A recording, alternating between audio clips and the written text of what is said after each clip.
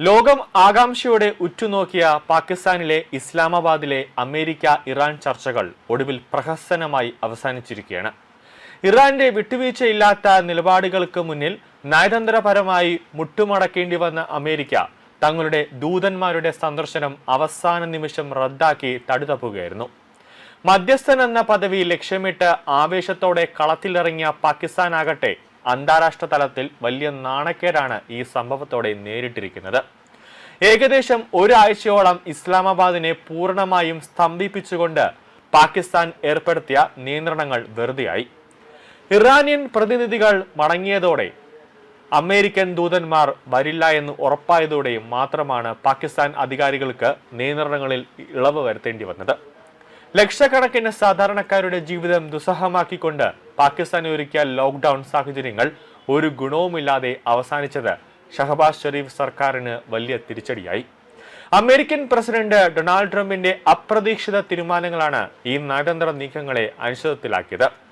18 മണിക്കൂർ വിമാനം പറന്നു ചെന്ന് അവിടെ ഒന്നും സംസാരിക്കാതെ ഇരിക്കാൻ തനിക്ക് താല്പര്യമില്ലെന്ന് ട്രംപ് വ്യക്തമാക്കിയതോടെ അമേരിക്കയുടെ ചർച്ചകളോടുള്ള ആത്മാർത്ഥ ചോദ്യം ചെയ്യപ്പെടുകയാണ്. ആ ചർച്ചകളോട് അത് അമേരിക്കയ്ക്ക് എത്രമാത്രം ഈ യുദ്ധത്തോട് ആത്മാർത്ഥമായ ഒരു താല്പര്യമുണ്ടെന്ന് ചോദ്യം ചെയ്യപ്പെടുകയാണ്. യഥാർത്ഥത്തിൽ ഇറാന്റെ കരുത്തുറ്റ നിലപാടുകളെ ഭയന്നാണ് അമേരിക്ക ഈ പിന്മാറ്റം നടത്തിയതെന്നാണ് അഭ്യൂഹം ശക്തമാണ്. അമേരിക്കയ്ക്ക് എല്ലാ അവകാശങ്ങളും ഉണ്ടെന്നും ഇറാന് വേണമെങ്കിൽ തങ്ങളെ വിളിക്കാമെന്നും ട്രംപ് വീമ്പളക്കുമ്പോഴും ഇറാൻ അതിന് വഴങ്ങുന്ന ലക്ഷണമില്ല. പാകിസ്ഥാനിലെത്തിയ ഇറാൻ വിദേശകാര്യമന്ത്രി അബ്ബാസ് അറാഖ്ചി അമേരിക്കയുമായുള്ള നേരിട്ടുള്ള ചർച്ചകൾക്ക് തങ്ങൾ തയ്യാറല്ലെന്ന് ഉറപ്പിച്ച് പറഞ്ഞിരിക്കുകയാണ്.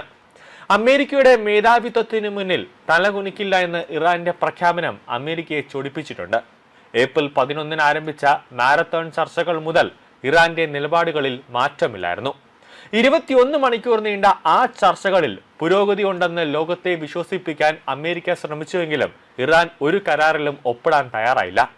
അമേരിക്കയുടെ വാഗ്ദാനങ്ങൾ വെറും പാഴ്വാക്കാണെന്ന് തിരിച്ചറിഞ്ഞ ഇറാൻ സ്വന്തം താൽപര്യങ്ങൾ സംരക്ഷിക്കുന്നതിൽ ഉറച്ചു നിന്നു.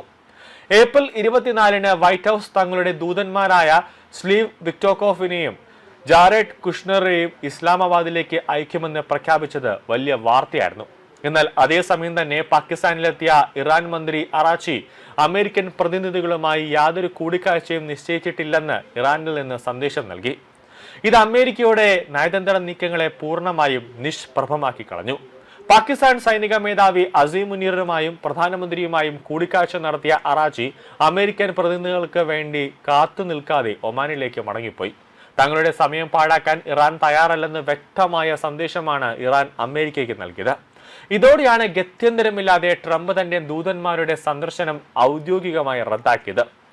മാധ്യമമായ ആക്സിയോസിനോടും ഇറാനിൽ യുദ്ധം പുനരാരംഭിക്കില്ലെന്ന് ട്രംപ് പറയുന്നുണ്ടെങ്കിലും പശ്ചിമേഷ്യയിൽ അമേരിക്കൻ താൽപര്യങ്ങൾ തകരുന്ന കാഴ്ചയാണ് കാണുന്നത്.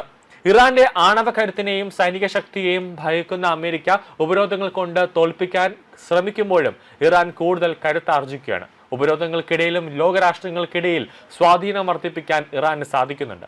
ഈ സന്ദർഭത്തിൽ പാകിസ്ഥാന്റെ പങ്ക് ഏറെ വിമർശിക്കപ്പെടുകയാണ്.